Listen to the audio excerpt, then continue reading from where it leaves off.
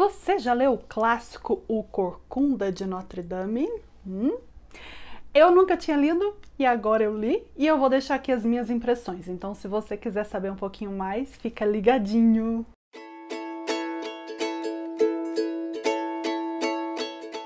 Olá, eu sou a Tati Siqueira, você está no canal Livralhada da Tati, sejam bem-vindos! E hoje eu vou falar sobre O Corcunda de Notre Dame com essa super edição da editora Zahar, lindíssima, né, gente? Olha só que coisa mais linda, eu amei essa capa, é capa dura, então aqui, olha só, a gente tem ilustrações, eu já tenho as minhas anotações, olha, muito legal esse livro, eu vou deixar ele aqui na estante, para a gente conversar um pouquinho sobre o Corcunda. O que dizer do Corcunda de Notre Dame? Muita gente, já fez muitos vídeos, já se falou muito sobre isso, que eu, Tati Hellisbortal, posso ajudar aí, posso contribuir com o Corcunda. Então vamos lá! Uma das coisas assim que eu achei necessidade quando eu comecei a ler o Corcunda de Notre Dame foi saber um pouquinho sobre o que eram as moralidades, os mistérios, o bufão. Como eu sou atriz, eu já tinha alguma familiaridade com esse tipo de conteúdo, principalmente com o bufão. Porque o livro já começa com uma peça do nosso Gringoire, não sei como é que fala em francês, mas a gente tem o Pierre Gringoire, que é um autor, e ele está encenando uma peça. E aí a gente já cai de gaiato ali, fala assim, o quê? Já uma peça assim? Mas do que está se falando, né? Então, muitas coisas no livro eu achei necessidade de pesquisar. Então, eu vou trazer para vocês aí, já de mão beijada, toda a minha pesquisa que eu fiz para poder enriquecer um pouco mais essa leitura. Então, começando aí, o que são as moralidades? Moralidade é um teatro didático que apareceu ali no início do século XIV, né? Então, para quem não sabe, o Corcunda de Notre Dame, a princípio, deveria se chamar Notre Dame de Paris 1482. Então, a gente já vê aí, já se situa nesse ano, e esse ano é muito enfatizado no livro do Victor Hugo. Nas moralidades, a gente tem a presença de figuras, né? Figuras que representam alguma coisa. Então, a gente também tem a presença de alegorias. Ai, meu Deus do céu, mas o que é isso, né? Logo no livro eu vou dar aí os nomes que o Victor Hugo deu nessa peça aí, que é a nobreza, o clero, a mercadoria, a lavoura. Então você tem sempre um fundo de moral, você tem uma lição de moral, e a comicidade se dá justamente por essas palavras tomarem uma personalidade, na verdade. Então ela é um personagem. E aí a gente tem o personagem da mercadoria, da lavoura, né? Então aí a gente tem sempre também a briga entre o bem e o mal. E a moralidade, ela tem uma lição de moral. Ela quer te ensinar alguma coisa.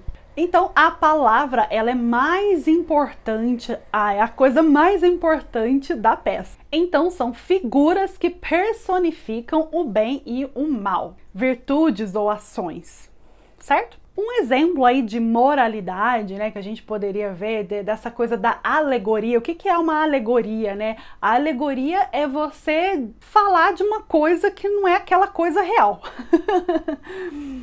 Ela tem um sentido figurado, então não é um sentido literal. Por exemplo, a mercadoria não é um produto que eu vou pegar, não. A mercadoria é uma pessoa que ela vai me fazer pensar uma outra coisa, ela tem um sentido ali de estar ali. Um exemplo dessas alegorias é o livro A Revolução dos Bichos, do George Orwell, né, que tem muita presença de alegorias. Ou o mito de Platão, né? Então também que fala aí sobre a ignorância humana. Então é bem interessante essa presença das alegorias. Então era muito famosa esse tipo de peça nessa época aí de 1482, do século XIV, do século XV ali, né? E o cômico sempre fica a cargo aí dos vícios, ou do diabo, ou dessas outras coisas.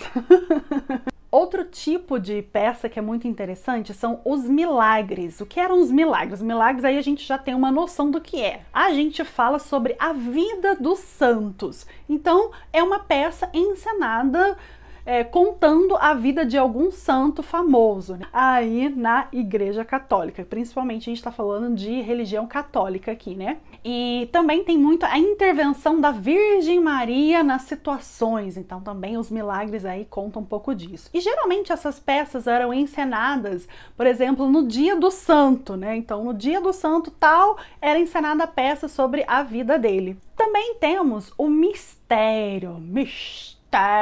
O que é um mistério? Então, o mistério não é como a gente conhece hoje. O mistério geralmente retratava a paixão de Cristo ou o advento do Cristo. Então tem toda essa parte aí da ressurreição, né? Essa parte da história de Cristo era muito encenada e era chamada de mistérios.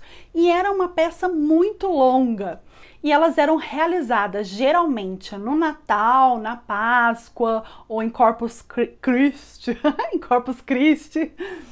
E no intervalo dos mistérios a gente tinha a encenação da farsa, porque como era uma peça muito longa, então no intervalo ali a gente tinha uma peça cômica, que era a farsa. O que era a farsa? Muita gente aí já deve ter prestado vestibular, feito Enem, né? E vocês devem ter estudado aí a farsa de Inês Pereira. Lembra da farsa de Inês Pereira? Pois é.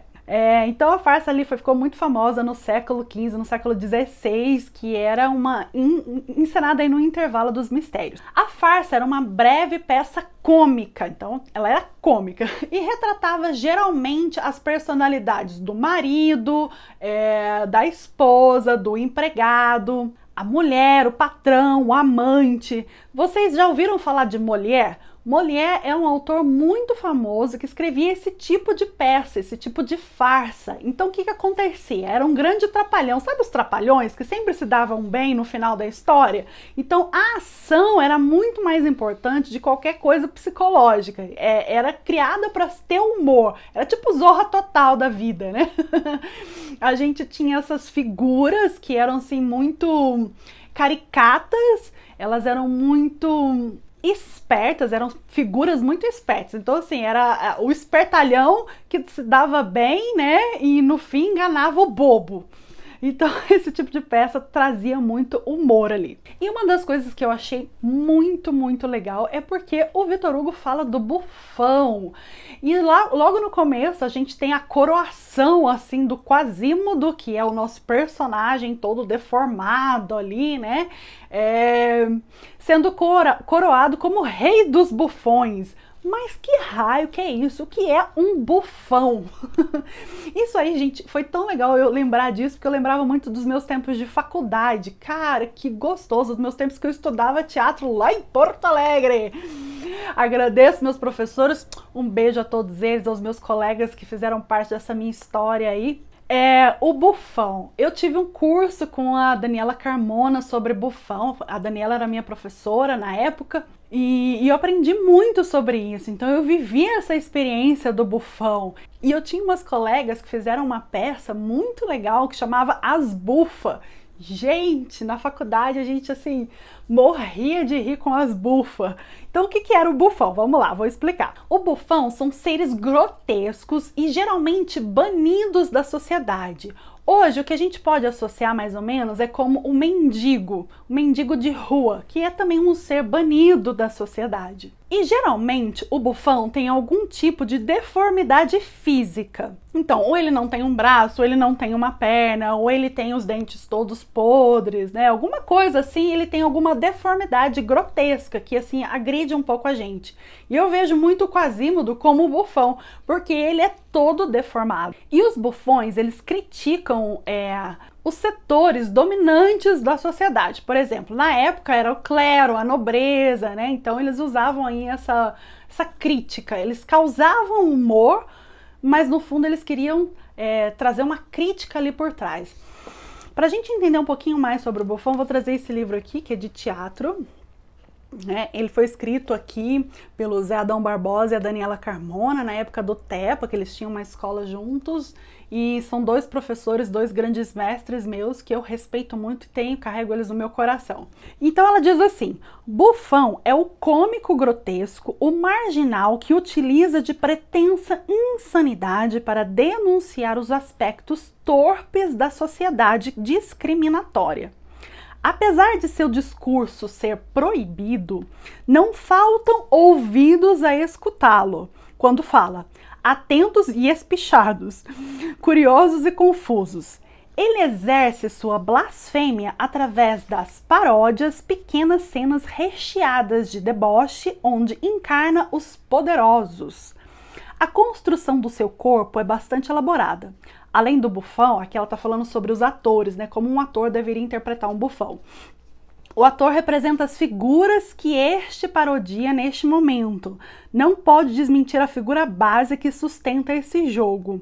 Então, o bufão, ele representa uma grande paródia político-social. O humor e a ironia dos banidos, o louco, o pária, o seu gueto.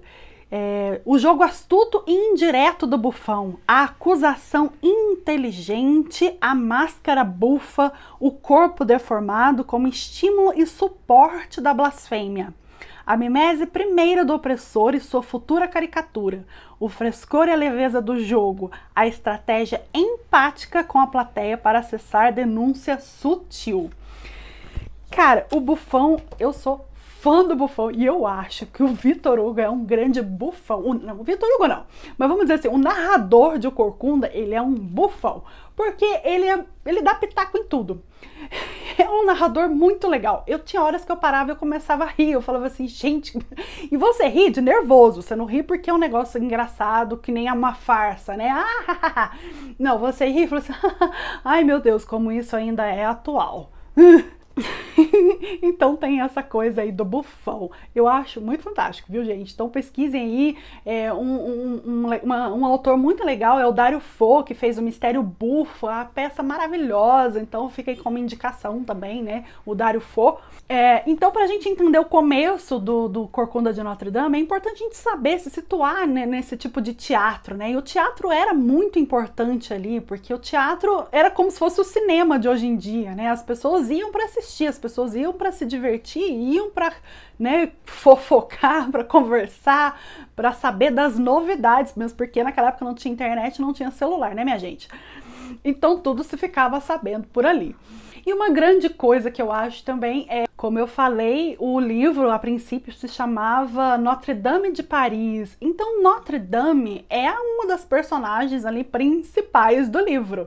E o Vitor Hugo, ele exalta muito essa igreja de Notre Dame. O livro foi escrito em 1831. Então, 1831 já tinha passado por várias coisas. Notre Dame, muitos prédios históricos tinham sido arrasados, destruídos por causa das revoluções que estavam acontecendo. A gente vê aí um período pós-Revolução Francesa, né, com a regência do imperador Napoleão e tudo. Então esses prédios históricos estavam arrasados, porque eles queriam romper com a igreja, eles queriam romper com o clero, né? Então a igreja Notre Dame ali, né, ela representava o clero também. Mesmo porque, vamos nos situar geograficamente, como era Paris naquela época.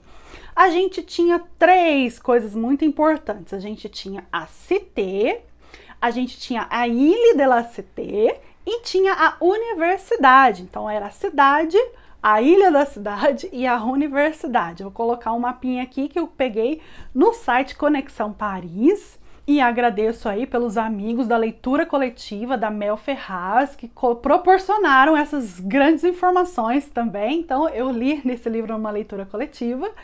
E se você quiser saber um pouco mais sobre realmente as críticas à história, as discussões, olha, as lives estão lá salvas no canal da Mel, é muito legal. Então eu quero trazer outras informações aqui que não só a discussão do livro. A Ilha da Cité ficava no meio, a gente tem o rio Sena ao redor da Ilha de la Cité, E a gente tem a parte aí da universidade e a parte da cidade. Então, na parte da cidade, a gente tem a Praça da Greve. A Praça da Greve é um ponto muito famoso também ali no livro, que a gente foi vendo no livro, né? Também tem o Louvre, mas não é o Louvre como a gente conhece hoje, ele era um castelo com várias torres maravilhosas aí. E também na cidade tinha a Bastilha. E a cidade era ligada por 5 pontes para a Ilha de la Cité.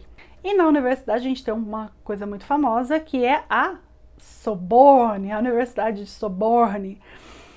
E na ilha mesmo é onde se encontravam as igrejas, os colégios, né? A Ilha de la Cité, ela pertencia ao bispo, a cidade pertencia ao preboste. Preboste, que nome? A quinta série que habita em mim não tem muita maturidade para esse nome. Preboste. Mas era tipo um prefeito dali, né? Era um oficial real que ficava tomando conta da cidade e a universidade ficava por conta do reitor. Notre Dame, então, ela começou a ser construída em 1163 e ela foi concluída em 1345. Foi, assim, uma grande construção, demorou muito tempo e ela é uma grande obra de arte. E é isso que o Victor Hugo passa, assim, capítulos descrevendo como é a Notre Dame. E a igreja de Notre Dame, além de ter essa função religiosa, ela abrigava muitos refugiados, órfãos, excluídos da sociedade, né? Tanto que a gente vê ali o Quasimodo lá na igreja, ele foi acolhido ali pelo bispo da igreja de Notre Dame. E a história se passa na época do Luís XI. Brincadeira, do Luís XI. Ou 11º. Nessa época, Paris não tinha uma força policial organizada. Eles tinham o rei, então eles tinham ali Luís XI, que tinha o poder todo, né? Então era uma monarquia absolutista ali. E as patrulhas eram feitas por guardas pessoais do rei ou as guardas dos fidalgos. O que acontecia? A cidade de Paris não é como a gente conhece hoje, né? Era uma cidade toda cheia de vielas, toda cheia de construções. E mesmo ali no livro, Victor Hugo fala assim, a Esmeralda foi para não sei o que lugar lá e andava pelas ruelas e tal, como é que ela conhecia bem aquela parte, assim, mas uma pessoa normal poderia se perder facilmente por aquelas vielas. Então a gente tem muitas figuras aí dos ladrões, né? A Esmeralda, ela era uma egípcia, ela também fazia parte de um povo que era excluído. E pensa, gente, essa época também estava ocorrendo a Inquisição, né? Na época da Inquisição. Então a feitiçaria ali, se você fosse pego fazendo alguma coisa suspeita de feitiçaria, você poderia ser condenado, você poderia ser acusado de feitiçaria. E os egípcios, porque eles tinham muito essa coisa mística e tal, eles eram um povo assim meio que excluído da sociedade. Então a gente tinha a presença de muitos pedintes, os ladrões, né? E a gente vê os ladrões também no livro do Victor Hugo ali, e aí é uma cena até muito hilária, que o Gringoire vai parar lá perto dos ladrões lá, e eles querem, ó, corte-lhe a cabeça, e enforque ele, né?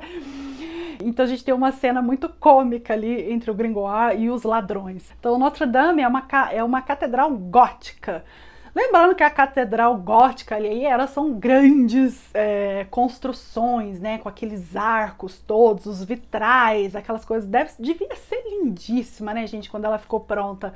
E a gente vê muita presença das gárgulas, tinham os reis, né, que na verdade, realmente eu esqueci, não sei se eram os reis ou se eram os discípulos, eu acho que era a representação de todos os discípulos, mas Notre Dame é uma coisa que você começa a olhar os detalhes assim, e você vai descobrindo grandes obras de artes, e isso o Victor Hugo ele exalta muito no livro, né? Ele falou assim, olha, antigamente as pessoas não escreviam, eles escreviam na arquitetura, essa era a obra de arte, era assim que a gente fazia arte, era assim que a gente deixava eternizado para posteridade. Então, Notre Dame é composta aí de duas torres de 69 metros de fachada. 69 metros de fachada.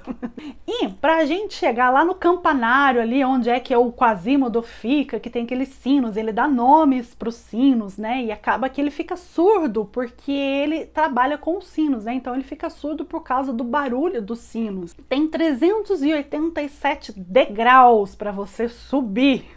Pensa, tem que estar em boa forma, hein, minha gente? E aí você pode visitar o campanário. E no subsolo tem uma cripta. E, gente, teve um incêndio ainda em 15 de abril de 2019, né? Que foi uma tristeza para Notre Dame. E quase que foi tudo por água abaixo. Pensa, é uma construção de muitos anos, que já foi saqueada, já foi destruída, já foi refeita, já foi reformada.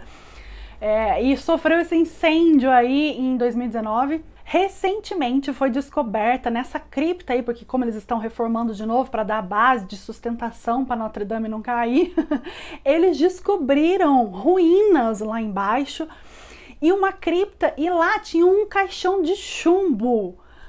Eu tenho certeza que quem está enterrado lá é o Claude Frollo. Tenho certeza absoluta.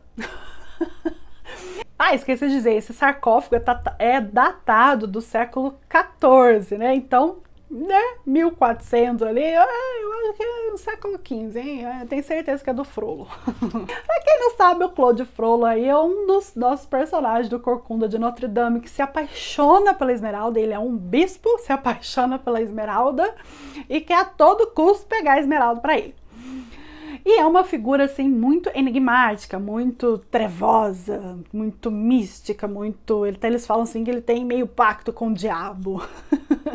Lembrando também que na Notre Dame, Napoleão Bonaparte foi coroado em Notre Dame. Na Revolução Francesa, Robespierre queria, assim, acabar com os cultos religiosos. E ele falou, assim, que ele tinha o culto do ser supremo, né? Ele acabou com os cultos. E queria, assim, acabar com a igreja mesmo, né? E aí depois, quando veio Napoleão, ele restaurou os cultos religiosos, os cultos católicos, e foi coroado na igreja de Notre Dame. E também a gente tem a beatificação aí da Joana d'Arc, que é uma santa também da igreja católica. Então, no século XIX, a Notre Dame estava, assim, completamente arrasada, né? Por causa da Revolução Francesa, alguns anos antes.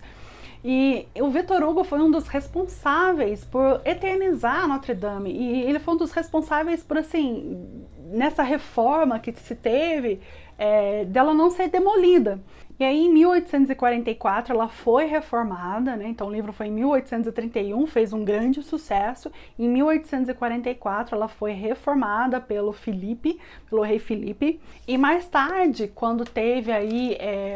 Quando Napoleão III estava reinando, ele queria destruir tudo e refazer Paris, porque nessa época Paris estava passando, assim, em 1853, a época de Napoleão III aí, estava passando, assim, era muito insalubre aquelas ruelas todas, né? Imagina que não se tinha esgoto, né? Não se tinha por onde escorrer aquela sujeira toda, né? Então era uma cidade que fedia mesmo, imagina.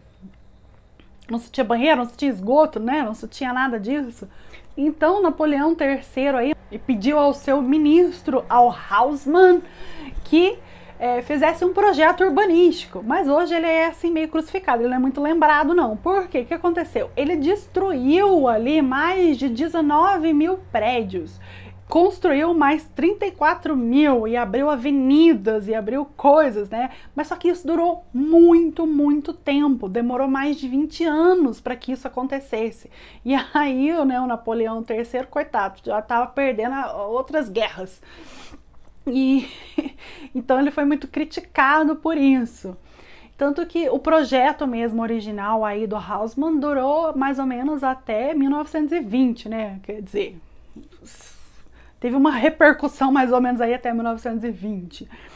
Então eu vou colocar uma foto aí também que vocês vão ver, né? Bem aí no centro que ele pediu para colocar. E aí desse centro, dessa praça central aí, surgiam várias ruas e avenidas, e ele construiu muitos parques e tudo, refez as pontes que ligavam ali a Cité, da Ilha de la Cité e da universidade, né? Por um lado, eu acho que é até interessante, né, gente? Mas talvez, sei lá, como se deu isso, deve ter sido bem agressivo, né? Imagina, você destruía um monte de prédio, um monte de lugar ali. Eram casas de pessoas, que pessoas moravam ali, né?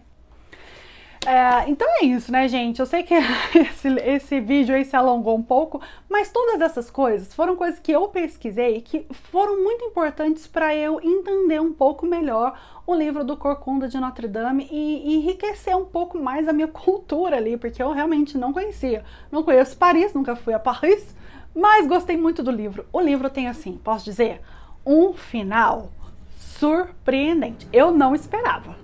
Não esperava, eu fiquei chocada com esse final. Mas assim, o livro segue um pouco ali o romantismo, né? Então a gente tem a heroína, que é a Esmeralda, né?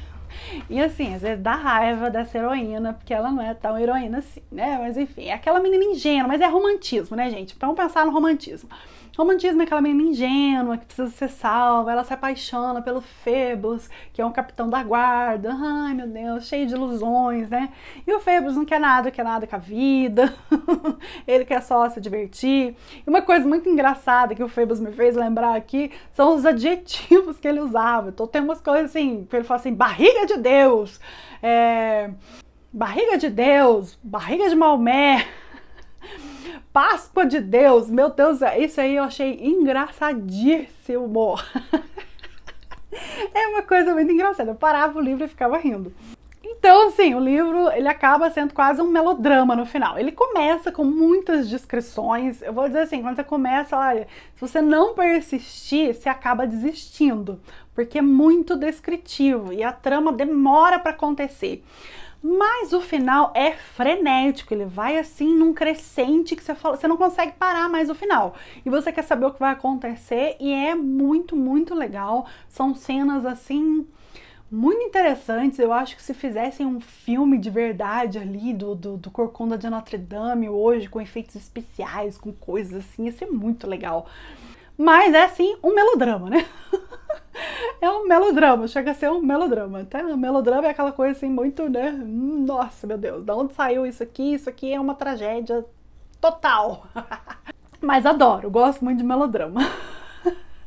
Então é isso, espero que vocês tenham gostado desse vídeo. Se você gostou, deixa um curtir, compartilha, se inscreva no meu canal, ativa o sininho para ficar sabendo mais das novidades e espero que você goste muito desse livro, tanto quanto eu amei. Já tá aí como favorito da vida. Um beijo!